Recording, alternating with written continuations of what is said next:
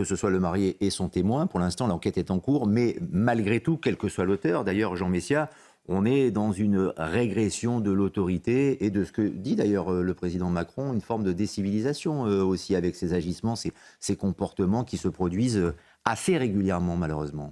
C'est tout à fait vrai, mais qui se marie comme ça ?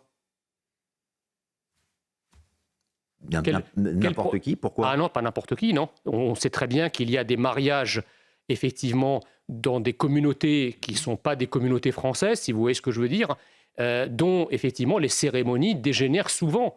Voilà, je pense que c'est aussi le marqueur d'un bouleversement populationnel majeur qui importe sur nos territoires des traditions qui ne sont pas les nôtres.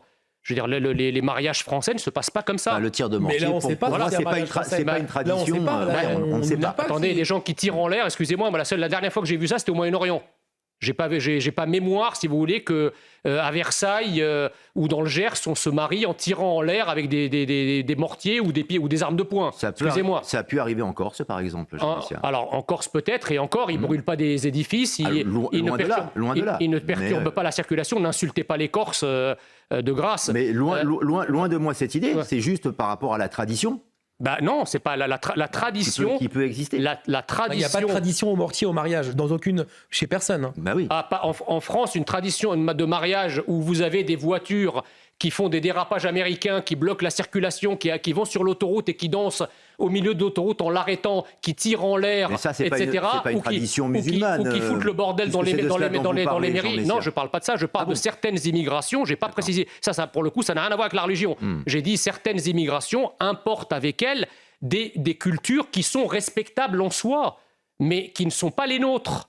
Vous comprenez ? C'est ça le problème. C'est que moi, je ne stigmatise pas, je n'ai rien contre les autres cultures. J'ai beaucoup moi-même voyagé et j'ai vécu dans des pays de l'autre côté de la Méditerranée dont j'apprécie les us et les coutumes. Je n'ai pas de problème avec ça.